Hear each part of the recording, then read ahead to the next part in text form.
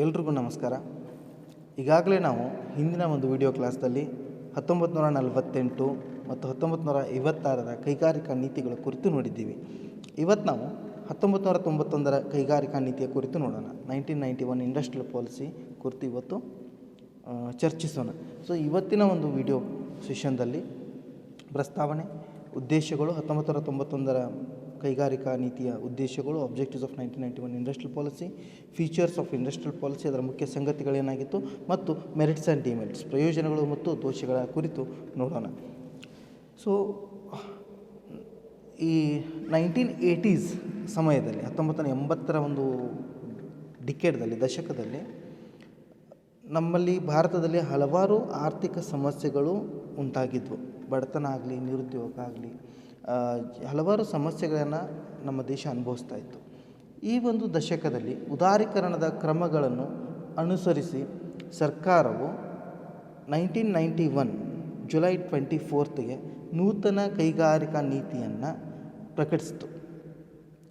So ಈ ಒಂದು ನೀತಿಯಿಂದ ಭಾರತದ ಅರ್ಥವ್ಯವಸ್ಥೆಯಲ್ಲಿ ಹಲವಾರು ಬದಲಾವಣೆಗಳನ್ನು ನಾವು ಇವತ್ತು ಕಾಣ್ತಾ ಇದ್ದೀವಿ.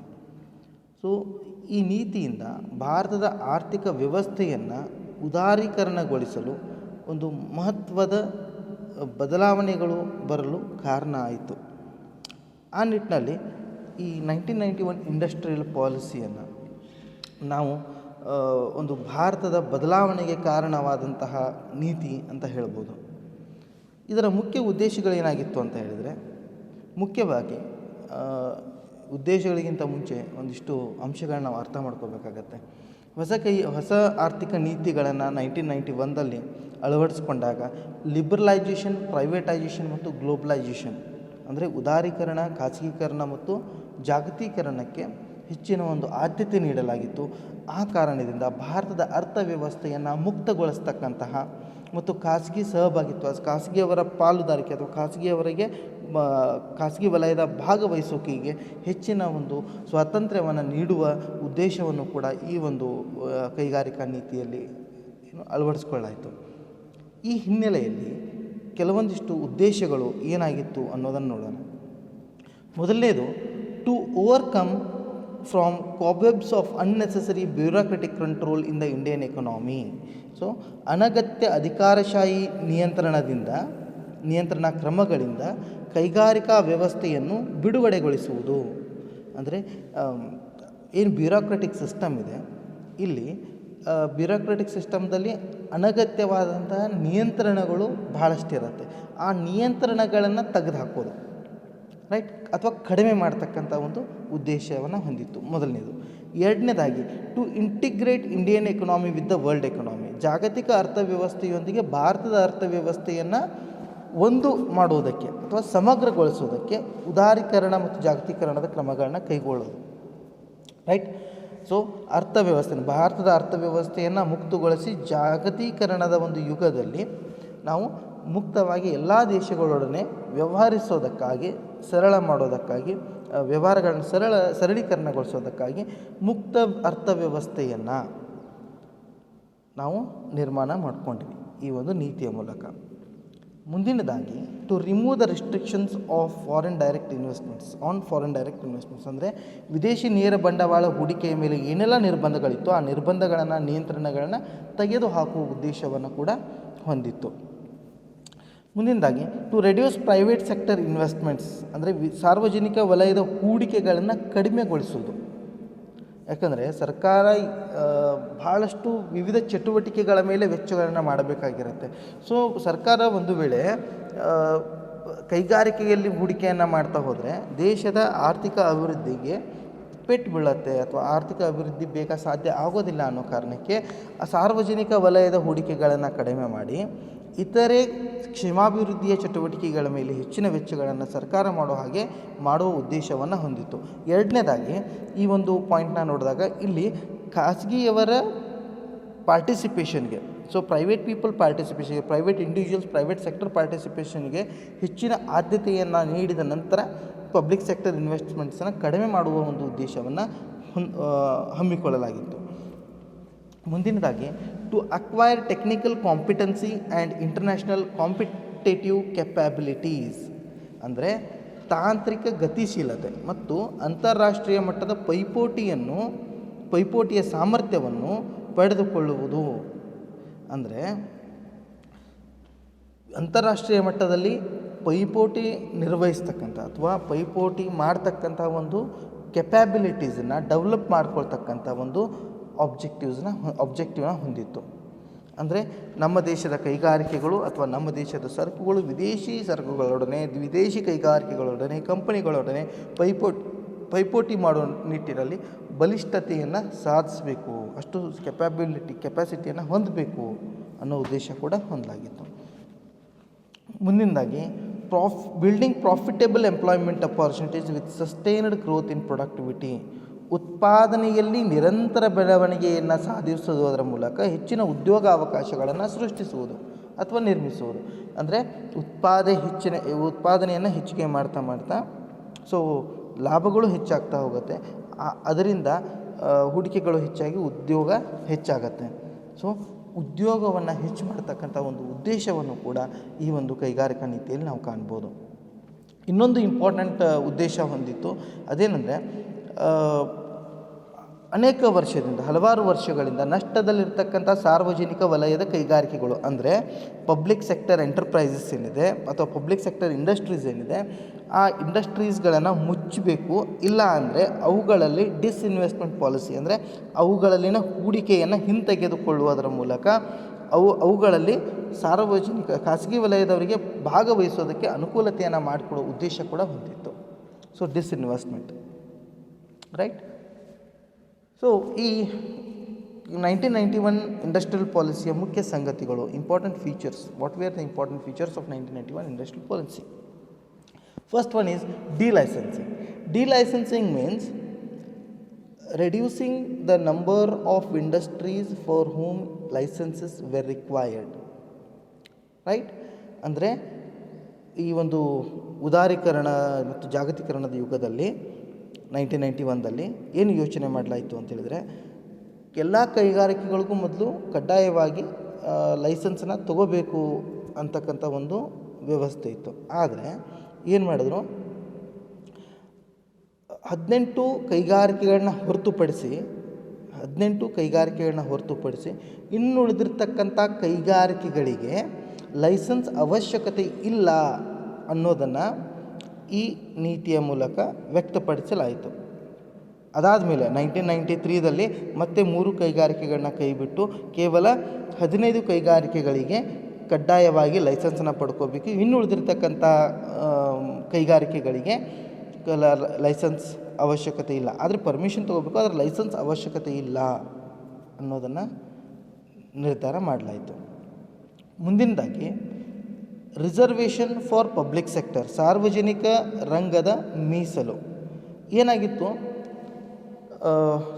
ಒಂದಿಷ್ಟು ಕೈಗಾರಿಕೆಗಳನ್ನು ಸಾರ್ವಜನಿಕ ರಂಗ ಅಂದರೆ ಸರ್ಕಾರನೇ ಪ್ರಾರಂಭ ಮಾಡಬೇಕಾಗತ್ತೆ, ರೈಟ್.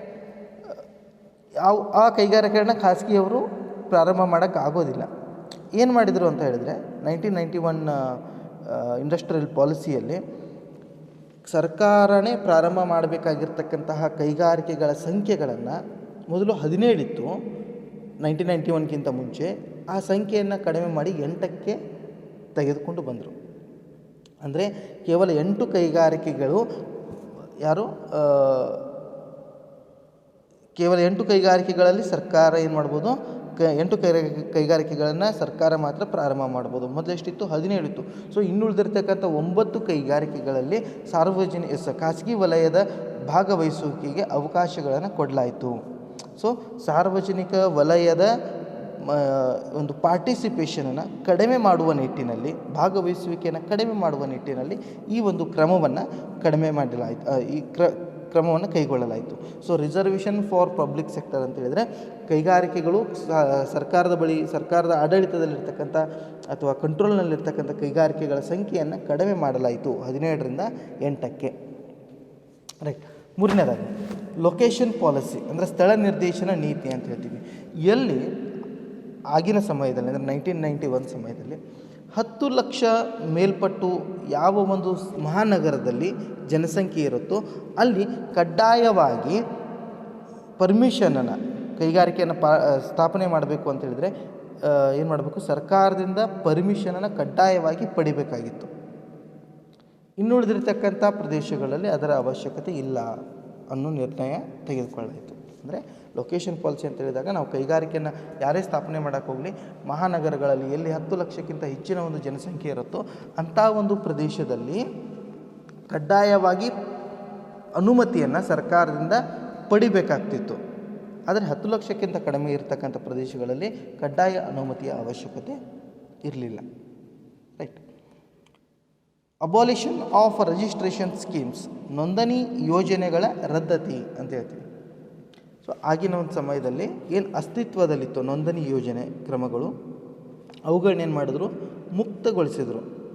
ಸೊ ಹೊಸ ಕೈಗಾರಿಕೆಗಳನ್ನು ಸ್ಥಾಪಿಸುವಾಗ ಅಥವಾ ಅವುಗಳನ್ನು ವಿಸ್ತರಣೆ ಮಾಡ್ತಕ್ಕಂಥ ಒಂದು ಪರಿಸ್ಥಿತಿಯಲ್ಲಿ ಅಥವಾ ಅವುಗಳನ್ನು ನಾವು ಎಕ್ಸ್ಪಾನ್ಷನ್ ಅಂತ ಹೇಳ್ತೀವಲ್ಲ, ಸೊ ಎಕ್ಸ್ಪಾನ್ಷನ್ ಮಾಡ್ತಕ್ಕಂಥ ಒಂದು ಪರಿಸ್ಥಿತಿಯಲ್ಲಿ ಈ ರಿಜಿಸ್ಟ್ರೇಷನ್ ಅವಶ್ಯಕತೆ ಬಗ್ಗೆ ಚರ್ಚಿಸಲಾಯಿತು. 1991ರಲ್ಲಿ ಪರ್ಮಿಷನ್ನಿಂದ ಮುಕ್ತಗೊಳಿಸೋದು, ರಿಜಿಸ್ಟ್ರೇಷನ್ನಿಂದ ಮುಕ್ತಗೊಳಿಸ್ತಕ್ಕಂಥ ವ್ಯವಸ್ಥೆಯನ್ನು ಕೈಗೊಳ್ಳಾಯಿತು. ಮುಂದಿನದಾಗಿ ಬ್ರಾಡ್ ಬ್ಯಾಂಡಿಂಗ್ ಫೆಸಿಲಿಟಿ ಅಂತ ಹೇಳ್ತೀವಿ, ವಿಸ್ತೃತ ಕಟ್ಟು ಸೌಲಭ್ಯ. ಆಗಿನ ಸಮಯದಲ್ಲಿ 1991 ಸಮಯದಲ್ಲಿ ಅಸ್ತಿತ್ವದಲ್ಲಿರುವ ಅಥವಾ ಅಸ್ತಿತ್ವದಲ್ಲಿದ್ದ ಮತ್ತು ಹೊಸದಾಗಿ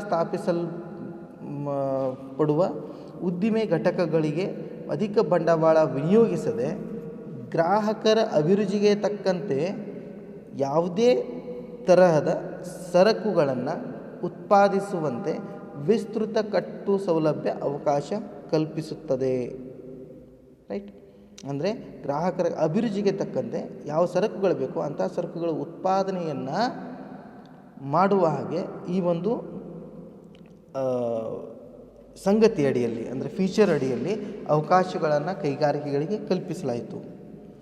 ಮುಂದಿನದಾಗಿ removal of convertibility clause. Convertibility clause ಅಂತ ಹೇಳಿದ್ರೆ ಹಣಕಾಸು ಸಂಸ್ಥೆಗಳು ಏನು ಮಾಡಿರ್ತವೆ, ಕೈಗಾರಿಕೆಗಳಿಗೆ ಸಾಲವನ್ನು ನೀಡಿರ್ತವೆ. ಈಗ ಸಾಲವನ್ನು ನೀಡಿದಾಗ ಅವರು ಸಾಲವನ್ನು ಬೇಗ ಮರುಪಾವತಿ ಮಾಡದೇ ಇದ್ದಾಗ ಅಥವಾ ಆ ಸಾಲವನ್ನು ಷೇರು ರೂಪದಲ್ಲಿ ಮರುಳಿ ಈ ಬ್ಯಾಂಕ್ಗಳು, ಹಣಕಾಸು ಸಂಸ್ಥೆಗಳು ಪಡಿತಾ ಇತ್ತು. ಸೊ ಕನ್ವರ್ಟಬಿಲಿಟಿ ಅಂತ ಹೇಳಿದರೆ ಆ ಸಾಲ ಏನು ಕೊಟ್ಟಿರ್ತಾರೋ ಅದೇ ಹಣದಷ್ಟು ಷೇರುಗಳನ್ನು ಕೈಗಾರಿಕೆಗಳಿಂದ, ಕಂಪನಿಗಳಿಂದ ಇವು ಫೈನಾನ್ಷಿಯಲ್ ಇನ್ಸ್ಟಿಟ್ಯೂಷನ್ಸ್ ಕನ್ವರ್ಟ್ ಮಾಡಿ ತಗೊಳ್ತಾ ಇತ್ತು.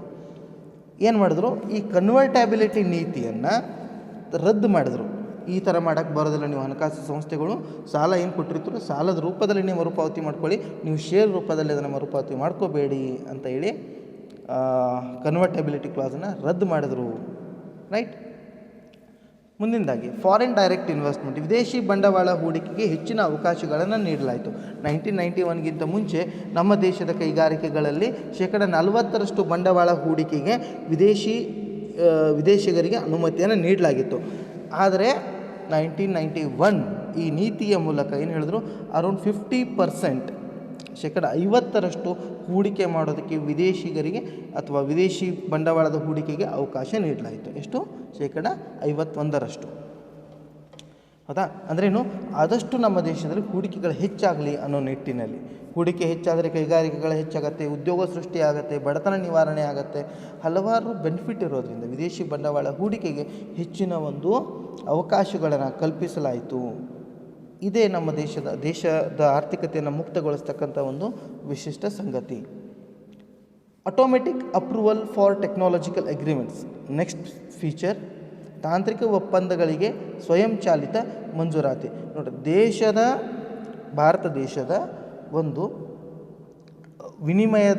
ವಿದೇಶಿ ವಿನಿಮಯದ ಅವೈಲಬಿಲಿಟಿ, ಲಭ್ಯತೆಗೆ ಯಾವುದೇ ರೀತಿಯಾದ ಭಾರವಾಗದಂತೆ ವಿದೇಶಿ ತಂತ್ರಜ್ಞಾನವನ್ನು ನಾವು ಬಳಕೆ ಮಾಡ್ಬೋದು. ಅಂದರೆ ಏನು, ನಮ್ಮ ದೇಶದ ವಿದೇಶಿ ವಿನಿಮಯದ ಏನು ಸ್ಟಾಕ್ ಇದೆ ಅದರ ಮೇಲೆ, ರಿಸರ್ವ್ಸ್ ಮೇಲೆ ಯಾವುದೇ ರೀತಿಯಾದಂಥ ದುಷ್ಪರಿಣಾಮ ಆಗದ ಹಾಗೆ ವಿದೇಶದಿಂದ ನಾವು ತಂತ್ರಜ್ಞಾನಗಳನ್ನು ತೊಗೊಂಡು ಬರ್ಬೋದು, ಇಂಪೋರ್ಟ್ ಮಾಡ್ಕೋಬೋದು ಅಂತಕ್ಕಂಥ ಒಂದು ನಿಯಮವನ್ನು ಅಥವಾ ಫೀಚರ್ನ ಅಳವಡಿಸ್ಕೊಳ್ಳಾಯಿತು.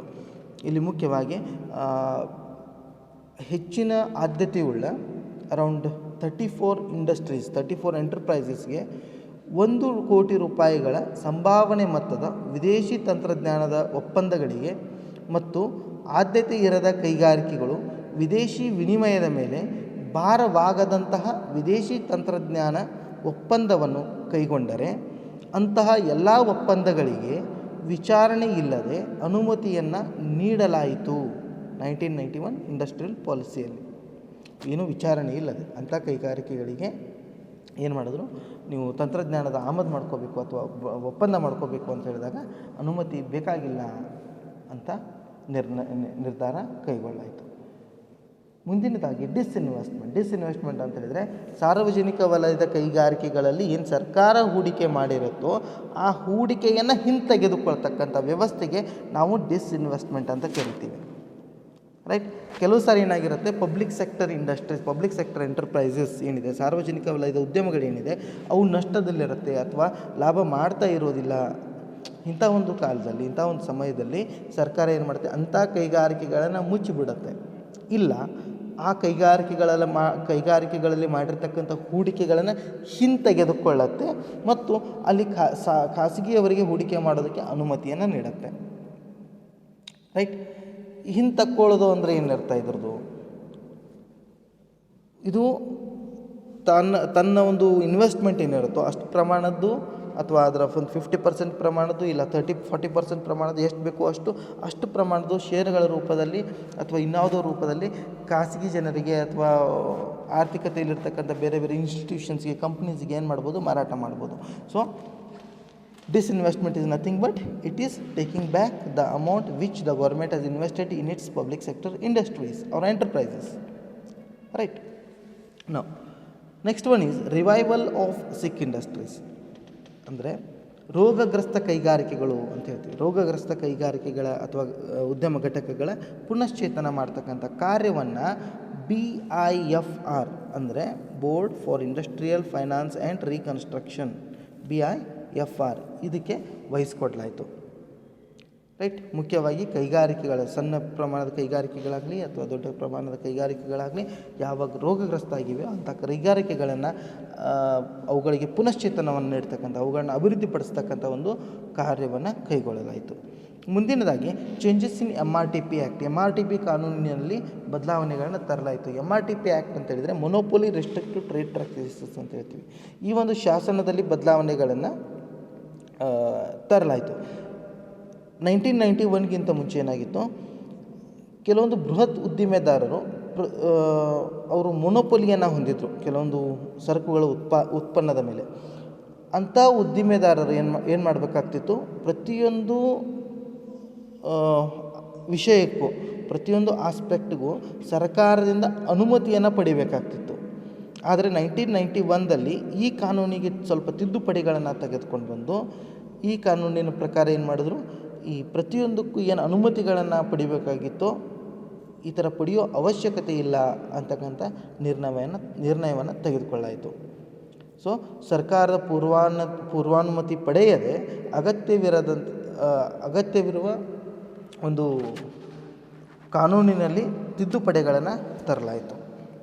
ರೈಟ್. ಸೊ MRTP ಆ್ಯಕ್ಟ್ನ ಸ್ವಲ್ಪ ಅಮೆಂಡ್ ಮಾಡಿ ಏನು ಮಾಡಿದ್ರು, ಅಲ್ಲಿ ಸ್ವಲ್ಪ ಫ್ರೀಡಮ್ನ, ಸ್ವಲ್ಪ ಸ್ವಾತಂತ್ರ್ಯವನ್ನು ದೊಡ್ಡ ಬೃಹತ್ ಉದ್ಯಮೆದಾರರಿಗೆ ನೀಡಲಾಯಿತು. ಮುಂದಿನದಾಗಿ next and important last one, social security, ಸಾಮಾಜಿಕ ಭದ್ರತೆ. ಉದಾರೀಕರಣದ ನೀತಿಯಿಂದ ಸಂಕಷ್ಟಕ್ಕೆ ಒಳಗಾದ ಎಲ್ಲ ಕಾರ್ಮಿಕ ಸಮುದಾಯದ ಹಿತಾಸಕ್ತಿಗಳನ್ನು ರಕ್ಷಿಸುವ ಸಲುವಾಗಿ ಸಾಮಾಜಿಕ ಭದ್ರತಾ ಧೋರಣೆಯನ್ನು ಜಾರಿಗೊಳಿಸಲಾಯಿತು. ರೈಟ್. ಸೊ ಈ ಲಿಬ್ರಲೈಸ್ ಮಾಡಿದ ಕಾರಣದಿಂದ ಭಾಳಷ್ಟು ಲೇಬರ್ ಕಮ್ಯುನಿಟಿ ಏನು ತೊಂದರೆಗೆ ಸಿಲುಕಾಕೊಂಡಿದ್ರು ಅವರಿಗೆ ಒಂದು ಸಾಮಾಜಿಕ ಭದ್ರತೆಯನ್ನು ಒದಗಿಸೋ ನಿಟ್ಟಿನಲ್ಲಿ ಕ್ರಮಗಳನ್ನು ಕೈಗೊಳ್ಳಾಯಿತು. ಮುಂದಿನದಾಗಿ ಈಗ ಈ ಒಂದು ನೀತಿಯ ಕುರಿತು ನಾವು ಸ್ವಲ್ಪ ವಿಮರ್ಶೆ ಮಾಡಬೇಕಾಗತ್ತೆ. ರೈಟ್. ವಿಮರ್ಶೆ ಮಾಡಬೇಕು ಅಂತ ಹೇಳಿದಾಗ ಅದರ ಮೆರಿಟ್ಸ್ ಮತ್ತು ಡಿಮೆರಿಟ್ಸ್ ಎರಡನ್ನೂ ಕೂಡ ನಾವು ಚರ್ಚೆ ಮಾಡಬೇಕಾಗತ್ತೆ. ಸೊ ಮೊದಲನೇದಾಗಿ ಅದರ ಅನುಕೂಲತೆಗಳು, ಪ್ರಯೋಜನಗಳು 1991 ಇಂಡಸ್ಟ್ರಿಯಲ್ ಪಾಲಿಸಿದು ಏನಾಗಿತ್ತು ಅಂತ ನೋಡೋಣ. ಇದು ಭಾರತದ ಅರ್ಥವ್ಯವಸ್ಥೆಯನ್ನು ಮುಕ್ತಗೊಳಿಸಿತು. ಅಂದರೆ this policy opened up the Indian economy, ಮುಖ್ಯವಾಗಿ ಭಾರತದ ಆರ್ಥಿಕತೆಯನ್ನು ನಿಯಂತ್ರಣ ಕ್ರಮಗಳಿಂದ ಮುಕ್ತಗೊಳಿಸಿತ್ತು. ಭಾಳಷ್ಟು ನಿರ್ಬಂಧಗಳು ನಿಯಂತ್ರಣಗಳು ಏನಿತ್ತು ಆ ನಿರ್ಬಂಧ ಮತ್ತು ನಿಯಂತ್ರಣಗಳನ್ನು ಕಡಿಮೆಗೊಳಿಸಿ ಕೆಲವೊಂದಿಷ್ಟನ್ನು ತೆಗೆದುಹಾಕಿ ಅರ್ಥವ್ಯವಸ್ಥೆಯನ್ನು ಮುಕ್ತಗೊಳಿಸಲಾಯಿತು. ಸೊ ಟು ಮೇಕ್ ಏನೊಂದು ಉದ್ದೇಶವನ್ನು ಹೊಂದ್ಕೊಂಡಿದ್ರು, ನಮ್ಮ ದೇಶದ ಅರ್ಥವ್ಯವಸ್ಥೆಯನ್ನು ಜಾಗತಿಕ ಅರ್ಥವ್ಯವಸ್ಥೆಯೊಂದಿಗೆ ಸಮಗ್ರಗೊಳಿಸೋದು ಅಥವಾ ಒಂದುಗೊಳಿಸೋ ಒಂದು ಉದ್ದೇಶವನ್ನು ಏನು ಹಮ್ಮಿಕೊಂಡಿದ್ರು ಅದನ್ನು ಈಡೇರಿಸಲಾಯಿತು ಅಂತ ಹೇಳ್ಬೋದು. ಎರಡನೇದಾಗಿ scope was given to both public and private sector. ಅತಿ ಹೆಚ್ಚಿನ ಒಂದು ಆದ್ಯತೆಯನ್ನು ಎರಡೂ ವಲಯಕ್ಕೂ, ಸಾರ್ವಜನಿಕ ವಲಯಕ್ಕೂ ಮತ್ತು ಖಾಸಗಿ ವಲಯಕ್ಕೂ, ಎರಡೂ ವಲಯಕ್ಕೂ ನೀಡಲಾಯಿತು. ಸೊ ಎರಡೂ ವಲಯಕ್ಕೂ ಆದ್ಯತೆಯನ್ನು ನೀಡಿದಾಗ, ಮಹತ್ವವನ್ನು ನೀಡಿದಾಗ ದೇಶದ ಅಭಿವೃದ್ಧಿಯನ್ನು ನಾವು ಕಾಣ್ಬೋದು. ಹೆಚ್ಚಿನ ಒಂದು ಉತ್ಪಾದಕತೆ ಆಗುತ್ತೆ ದೇಶದಲ್ಲಿ, ರೈಟ್. ಮುಂದಿನದಾಗಿ the policy remove the controls, ನಿಯಂತ್ರಣಗಳನ್ನು ನಿರ್ಬಂಧಗಳನ್ನು ಕಡಿಮೆಗೊಳಿಸ್ತು ಮತ್ತು ಕೆಲವೊಂದಿಷ್ಟು ನಿರ್ಬಂಧಗಳನ್ನು ತೆಗೆದಾಯಿತು ಈ 1991 ಇಂಡಸ್ಟ್ರಿಯಲ್ ಪಾಲಿಸಿ. ಸೊ ವಿದೇಶಿ ಬಂಡವಾಳದ ಮೇಲೆ ಇರತಕ್ಕಂಥ ಹೂಡಿಕೆ ನಿರ್ಬಂಧ ಆಗಲಿ, MRTP ನಿರ್ಬಂಧ ಆಗಲಿ, ಈ ನಿರ್ಬಂಧಗಳನ್ನ ಸಡಿಲಗೊಳಿಸ್ತು ಮತ್ತು ಕಡಿಮೆಗೊಳಿಸ್ತು ಅಂತ ಹೇಳ್ಬೋದು. ಸೊ ಇದರಿಂದ ಉದ್ಯಮದಾರರಿಗೆ ಮತ್ತು ವಿದೇಶಿ ಬಂಡವಾಳ ಹೂಡಿಕೆದಾರರಿಗೆ ಹೆಚ್ಚಿನ ಅನುಕೂಲತೆಗಳಾಯಿತು, ರೈಟ್. ಇವನ್ ಖಾಸಗಿಯವರ ಮೇಲಿರ್ತಕ್ಕಂಥ ನಿರ್ಬಂಧನೆಗಳು ಕೂಡ ಕಡಿಮೆ ಆದವು. ಕಡ್ಡಾಯವಾಗಿ ಪರ್ಮಿಷನ್ ತೊಗೊಳ್ಳೋದಾಗಲಿ, ಲೈಸೆನ್ಸಿಂಗ್ ಸಿಸ್ಟಮ್ ಆಗಲಿ, ಇವೆಲ್ಲವೂ ಕಡಿಮೆ ಆಗ್ತಾ ಬಂತು. ಸೊ ಇದರಿಂದ ನಮ್ಮ ದೇಶದಲ್ಲಿ ಹೆಚ್ಚಿನ ಕಾಂಟ್ರಿಬ್ಯೂಷನ್ ಅಥವಾ ಹೆಚ್ಚಿನ ಒಂದು ಪಾಲುದಾರಿಕೆ ಖಾಸಗಿ ವಲಯದನ್ನು ನಾವು ಕಾಣ್ಬೋದು, ರೈಟ್. ಸರಳವಾಗಿ ಉದ್ಯಮಗಳನ್ನ ಪ್ರಾರಂಭ ಮಾಡೋದಕ್ಕೆ ಅನುಕೂಲ ಆಯಿತು. ಸೊ ಮುಂದಿನದಾಗಿ it provides opportunities for the procurement of industries, ಕೈಗಾರಿಕೆಗಳನ್ನು ಕ್ರೋಢೀಕರಿಸಲು ಅವಕಾಶವನ್ನು ಒದಗಿಸುತ್ತದೆ. ಇದೊಂದು ಮಹತ್ವ, ಇಂಪಾರ್ಟೆಂಟ್ ಮೆರಿಟ್ ಅಂತ ಹೇಳ್ಬೋದು ನಾವು. Then next one is encouragement for investment programmes, ಬಂಡವಾಳ ಹೂಡಿಕೆ ಕಾರ್ಯಕ್ರಮಗಳಿಗೆ ಪ್ರೋತ್ಸಾಹ ಒದಗಿಸುವ ಒಂದು ನಿಟ್ಟಿನಲ್ಲಿ 1991 ಕೈಗಾರಿಕಾ ನೀತಿಯು ಮಹತ್ವದ ಪಾತ್ರವನ್ನು ವಹಿಸಿದೆ. ಹೆಚ್ಚಿನ ಹೂಡಿಕೆಗಳನ್ನು ಭಾರತದಲ್ಲಿ ಆಗೋ ಹಾಗೆ ಮಾಡಿದೆ. ವಿದೇಶಿ ಹೂಡಿಕೆ ಆಗಿರ್ಬೋದು ಅಥವಾ ಖಾಸಗಿಯವರ ಹೂಡಿಕೆಗಳಾಗಿರ್ಬೋದು ಅಥವಾ ಸಾರ್ವಜನಿಕ ವಲಯದಲ್ಲಿ ಖಾಸಗಿಯವರ ಸಹಭಾಗಿತ್ವ ಆಗಿರ್ಬೋದು, ಇವು ಮಹತ್ವದ ಬದಲಾವಣೆಗಳನ್ನು ಕಾಣ್ಬೋದು ನಾವು. ಇದರಿಂದ ಹೂಡಿಕೆ ಹೆಚ್ಚಾಗ್ತಾ ಹೋಗಿದೆ ದೇಶದಲ್ಲಿ. ಸೊ ಇನ್ನೂ ಹಲವಾರು ಪ್ರಯೋಜನಗಳಾಗಿವೆ. ಯಾಕಂದರೆ ಇವತ್ತು ನಾವು ಈ ನಮ್ಮ ಭಾರತದಲ್ಲಿ ಬದಲಾವಣೆಗಳನ್ನ ಕಾಣ್ತಾ ಇದ್ದೀವಿ. ಇವೆಲ್ಲ ಬದಲಾವಣೆಗಳು ಆ ಇಂಡಸ್ಟ್ರಿಯಲ್ ಪಾಲಿಸಿಯಿಂದ ಅಂತ ಹೇಳ್ಬೋದು. 1991 ಎಕನಾಮಿಕ್ ರಿಫಾರ್ಮ್ಸ್ ಏನಾಗಿದೆ, ಒಂದು ಮಹತ್ತರವಾದಂಥ ದೇಶದ ಅಭಿವೃದ್ಧಿಯ ದಿಕ್ಕನ್ನೇ ಬದಲಾಯಿಸಿದೆ, ರೈಟ್. ಮುಂದಿನದಾಗಿ ಒಂದಿಷ್ಟು ಡಿಮೆರಿಟ್ಸ್ನ ನೋಡೋಣ. ಮೊದಲನೇದಾಗಿ absence of mechanism to determine priorities, ಆದ್ಯತೆಗಳನ್ನು ನಿರ್ಧರಿಸಲು ಯಾಂತ್ರಿಕತೆಯ ಅನುಪಸ್ಥಿತಿ. ಯಾಂತ್ರಿಕತೆ ಅಂತ ಹೇಳಿದಾಗ ಒಂದು ಮೆಕ್ಯಾನಿಸಮ್, ಯಾವ ಒಂದು ವಲಯದಲ್ಲಿ ಹೂಡಿಕೆ ಮಾಡಬೇಕು ಅಥವಾ ಯಾವುದಕ್ಕೆ ಹೆಚ್ಚಿನ ಮಹತ್ವ ಕೊಡಬೇಕು, ಯಾವುದಕ್ಕೆ ಕಡಿಮೆ ಮಹತ್ವ ಕೊಡಬೇಕು ಅನ್ನೋದನ್ನು ಅಳತೆ ಮಾಡೋದಕ್ಕಾಗಲಿ ಅಥವಾ ಅನ್ನೋದನ್ನು ನಿರ್ಧಾರ ಮಾಡೋದಕ್ಕಾಗಲಿ ಒಂದು ಮೆಕ್ಯಾನಿಸಮ್ ಇಲ್ಲದೇ ಇರುವುದು ಒಂದು ದೊಡ್ಡ ದೋಷ ಆಗಿದೆ.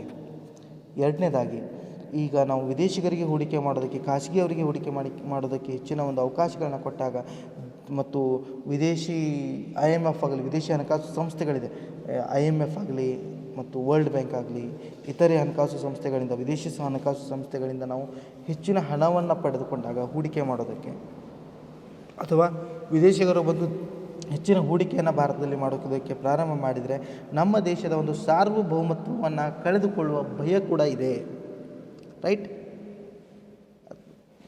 we were supposed to surrender our economic sovereignty to the international financial institutions as we were dependent on them, right. ನಾವು ಅವ್ರ ಮೇಲೆ ಅವಲಂಬನೆ ಆಗಿದ್ದರಿಂದ ನಾವು ನಮ್ಮ ಸಾರ್ವಭೌಮತ್ವವನ್ನು ಕಳೆದುಕೊಳ್ಳುವ ಒಂದು ಭಯ ಕೂಡ ಇತ್ತು, ರೈಟ್. ಆದರೂ ಕೂಡ ಆ ಥರ ಇಲ್ಲಿವರೆಗೂ ಕಂಡು ಬಂದಿಲ್ಲ. That was the good policy ಅಂತ ವಾದ ಮಾಡ್ಬೋದು ನಾವು. Lack of provisions for industrial sickness, ರೋಗಗ್ರಸ್ತ ಕೈಗಾರಿಕೆಗಳ ಪುನಶ್ಚೇತನಕ್ಕೆ ಅವಕಾಶಗಳ ಕೊರತೆ ಇರುತ್ತದೆ. ರೋಗಗ್ರಸ್ತ ಕೈಗಾರಿಕೆಗಳ ಪುನಶ್ಚೇತನಕ್ಕಾಗಿ ಕ್ರಮಗಳನ್ನು ತಗೋಬೇಕು ಅಂತ ಹೇಳಿ 1991 ಇಂಡಸ್ಟ್ರಿಯಲ್ ಪಾಲಿಸಿಯಲ್ಲಿ ನಾವು ಕಂಡ್ವಿ. ಆದರೆ BIFR ಮೂಲಕ ಮಾತ್ರ ಮಾಡಬೇಕು ಅಂತ ನೋಡಿದ್ವಿ. ಆದರೆ ಏನಾಗಿದೆ ಅಂತ ಹೇಳಿದರೆ, ಆ ರೋಗಗ್ರಸ್ತ ಕೈಗಾರಿಕೆಗಳ ಪುನಶ್ಚೇತನಕ್ಕೆ ಹೆಚ್ಚಿನ ಅವಕಾಶಗಳನ್ನು ನಾವು ಅಲ್ಲೆಲ್ಲೂ ಕಾಣಲಿಲ್ಲ. ಮತ್ತು ರೋಗಗ್ರಸ್ತ ಕೈಗಾರಿಕೆಗಳ ಸಂಖ್ಯೆ 1991 ನಂತರ ಕಡಿಮೆ ಏನಾಗಲಿಲ್ಲ, ಹೆಚ್ಚಿಗೆ ಆಗ್ತಾ ಹೋಗಿತ್ತು 1997ವರೆಗೂ ಡೇಟಾ ನೋಡಿದರೆ. ಸೊ ಆ ಒಂದು ನಿಟ್ಟಿನಲ್ಲಿ ಎಲ್ಲೋ ಈ ಒಂದು ಇಂಡಸ್ಟ್ರಿಯಲ್ ಪಾಲಿಸಿ ಸೋತ್ಬಿಟ್ಟಿದೆ ಅಂತ ಹೇಳ್ಬೋದು. ಆದರೆ ಕಾರಣ ಏನಿರ್ಬೋದು ಅನ್ನೋದನ್ನು ಯೋಚನೆ ಮಾಡಿದಾಗ, ಆ ಒಂದು ಜಾಗತೀಕರಣವನ್ನು ಇಂಪ್ಲಿಮೆಂಟ್ ಮಾಡಿದಾಗ ವಿದೇಶಿಗರು ಬಂದು ಸರಕುಗಳನ್ನು ತಗೊಂಡು ಬಂದು ನಮ್ಮ ದೇಶದಲ್ಲಿ ಪೈಪೋಟಿಯನ್ನು ನಡೆಸ್ತಾ ಇದ್ದರು. ಸೊ ಕಡಿಮೆ ವೆಚ್ಚದಲ್ಲಿ ಉತ್ಪಾದನೆ ಮಾಡಿ ಕಡಿಮೆ ಬೆಲೆಗೆ ಅವರು ಬಂದು ನಮ್ಮ ದೇಶದ ಸರಕುಗಳನ್ನು ಪೈಪೋಟಿ ಜಾಸ್ತಿ ಮಾಡಿದಾಗ ಆಟೋಮೆಟಿಕ್ಕಾಗಿ ನಮ್ಮ ದೇಶದ ಕೈಗಾರಿಕೆಗಳು ಅಂದರೆ ಅಷ್ಟೊಂದು ತಾಂತ್ರಿಕ ಪ್ರಗತಿಯನ್ನು ಕಂಡಿರಲಿಲ್ಲ. ಆ ಕಾರಣಕ್ಕೆ ಅವರ ಎದುರಿಗೆ ಪೈಪೋಟಿ ಮಾಡಲಾರದೆ ರೋಗಗ್ರಸ್ತ ಆಗೋದಕ್ಕೆ ಪ್ರಾರಂಭ ಆಗಿದ್ವು. ಅದಾದಮೇಲೆ ಕಾಲಕ್ರಮೇಣವಾಗಿ ನಮ್ಮ ದೇಶದ ಕೈಗಾರಿಕೆಗಳು ಕೂಡ ಉತ್ತಮ ತಂತ್ರಜ್ಞಾನವನ್ನು ಬಳಸಿ ಹೆಚ್ಚಿನ ಉತ್ಪಾದನೆಯನ್ನು ಕೈಗೊಳ್ತಾ ಇವೆ. ರೈಟ್. ಪ್ರಾರಂಭದಲ್ಲಿ ಒಂದಿಷ್ಟು ಸಮಸ್ಯೆಗಳು ಈ ಗ್ಲೋಬಲೈಸೇಷನ್ ಕಾರಣದಿಂದ, ಮುಕ್ತ ಮಾರುಕಟ್ಟೆ ಒಂದು ವ್ಯವಸ್ಥೆಯಿಂದ ಶುರು ಆಗಿತ್ತು. Next one is fine. Industrial ಡೆವಲಪ್ಮೆಂಟ್ಗೆ ಹೆಚ್ಚಿನ ಮಹತ್ವವನ್ನು ನೀಡಿದರು, ಆದರೆ ಮೂಲಭೂತ ಸೌಕರ್ಯಗಳ ಅಭಿವೃದ್ಧಿಯನ್ನು ಕಡೆಗಣಿಸಲಾಯಿತು. 1991 ಇಂಡಸ್ಟ್ರಿಯಲ್ ಪಾಲಿಸಿಯಲ್ಲಿ ಏನು ಮೂಲಭೂತ ಸೌಕರ್ಯಗಳ ಅಭಿವೃದ್ಧಿ ಬೇಕಿತ್ತು. ಒಂದು ಹರ್ಷ್ಮನ್ಸ್ ಥಿಯರಿ ಬರುತ್ತೆ. ಆ ಥಿಯರಿಯಲ್ಲಿ ಸೋಷಿಯಲ್ ಓವರ್ ಹೆಡ್ ಕ್ಯಾಪಿಟಲ್ಸ್ ಅಂತ ಒಂದು ಪದ ಬಳಕೆ ಮಾಡ್ತಾನೆ, SOC ಅಂತೇಳಿ. ಅವನೇನು ಹೇಳ್ತಾನೆ, ಮೂಲಭೂತ ಸೌಕರ್ಯಗಳನ್ನು ಅಭಿವೃದ್ಧಿಪಡಿಸಿ ಹೂಡಿಕೆಗಳು ತಂತಾನೆ ಹೆಚ್ಚಾಗುತ್ತೆ ಅಂತೇಳಿ. ಸೊ ಈಗ ಮೂಲಭೂತ ಸೌಕರ್ಯಗಳ ಅಭಿವೃದ್ಧಿಯನ್ನು ಇಲ್ಲಿ ಕಡೆಗಣಿಸಲಾಗಿತ್ತು. ರೈಟ್. ಇದು ಒಂದು ಇಂಡಸ್ಟ್ರಿಯಲ್ ಪಾಲಿಸಿಯ ಡಿಮೆರಿಟ್ ಅಂತ ಹೇಳ್ಬೋದು ನಾವು.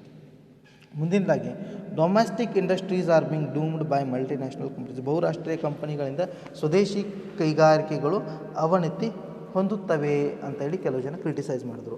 ವಿದೇಶಿಗರು ಬಂದು ನಮ್ಮ ದೇಶದಲ್ಲಿ ಸರಕು ಸೇವೆಗಳನ್ನು ಮಾರಾಟ ಮಾಡುವಾಗ ನಮ್ಮ ದೇಶದ ಕೈಗಾರಿಕೆಗಳು, ವಿದೇಶಿಗರು ಅಂತ ಹೇಳಿದಾಗ ಅಲ್ಲಿ ಬಹುರಾಷ್ಟ್ರೀಯ ಕಂಪನಿಗಳಾಗಿರ್ಬೋದು, international any other companies, private companies ಇರ್ಬೋದು, ಅವರು ಬಂದು ನಮ್ಮ ದೇಶದ ಕೈಗಾರಿಕೆಗಳೊಡನೆ ಪೈಪೋಟಿ ಮಾಡುವಾಗ ನಮ್ಮ ದೇಶೀಯ ಕೈಗಾರಿಕೆಗಳು ನಷ್ಟವನ್ನು ಅನುಭವಿಸಿ ರೋಗಗ್ರಸ್ತ ಆಗ್ತಕ್ಕಂಥ ಸಂಭವನೀಯತೆ ಹೆಚ್ಚಾಗಿರುತ್ತೆ ಅನ್ನೋದು ಇನ್ನೊಂದು ದೋಷ. ಇಷ್ಟೆಲ್ಲ ಇದ್ದರೂ ಕೂಡ 1991 ಇಂಡಸ್ಟ್ರಿಯಲ್ ಪಾಲಿಸಿಯನ್ನು ನಾವು ನೋಡ್ತಾ ಹೋದಂತೆ 1991 ಇಂದ ಈ ಕಡೆ, ರೈಟ್, ಇಲ್ಲಿಯವರೆಗೂ ದೇಶದಲ್ಲಿ ಹಲವಾರು ಬದಲಾವಣೆಗಳನ್ನು, ಕೈಗಾರಿಕೆಯಲ್ಲಿ ಅಭಿವೃದ್ಧಿಯ ಸಾಧನೆಯನ್ನು, ಸೇವಾ ವಲಯದಲ್ಲಿ ಬೆಳವಣಿಗೆಯನ್ನು ಮತ್ತು ಕೃಷಿಯಲ್ಲಿನ ಬೆಳವಣಿಗೆಯನ್ನು, ಈ ಪರಿವರ್ತನೆಗಳನ್ನು ನಾವು ನೋಡೋದಕ್ಕೆ ಕಾರಣ ಆಗಿದ್ದು 1991 ಪಾಲಿಸಿ ಅಂತಲೇ ಹೇಳ್ಬೋದು. LPG, right, liberalisation, privatisation and globalisation. ಏನು ಪಾಲಿಸಿ ಇದೆಯೋ, ನೀವು ಎಕನಾಮಿಕ್ ರಿಫಾರ್ಮ್ಸ್ ಏನು ಮಾಡಿದ್ರು, ನೀವು ಇಂಡಸ್ಟ್ರಿಯಲ್ ಪಾಲಿಸಿ ಏನು ಬಂತು, ಆ ಕಾರಣದಿಂದಾನೇ, ರೈಟ್. ಅದಕ್ಕೆ ಹೆಚ್ಚಿನ ಒಂದು ಮಹತ್ವವನ್ನು ನಾವು 1991 ಇಂಡಸ್ಟ್ರಿಯಲ್ ಪಾಲಿಸಿಗೆ ಇಲ್ಲಿವರೆಗೂ ಕೊಡ್ತಾನೆ ಬಂದಿದ್ದೀವಿ, ಇನ್ನು ಮುಂದೆನೂ ಕೊಡ್ತೀವಿ ಅಂದ್ಕೊತೀನಿ. ಸೊ ಇನ್ನೂ ಬದಲಾವಣೆಗಳು ಬರಬೇಕು ದೇಶದಲ್ಲಿ. ಇನ್ನೂ ಬದಲಾವಣೆಗಳು ಬಂದು ನಮ್ಮ ದೇಶದ ಕೈಗಾರಿಕೆಗಳು ಬಲಿಷ್ಠತೆಯನ್ನು ಸಾಧಿಸಿ ಕೆಪೇಬಲ್ ಆಗಿ ವಿದೇಶಿಗರ ಜೊತೆಗೆ ಪೈಪೋಟಿ ಮಾಡುವ ನಿಟ್ಟಿನಲ್ಲಿ ಒಂದು ಪ್ರಯತ್ನವನ್ನು ನಡೆಸಬೇಕಾಗಿದೆ.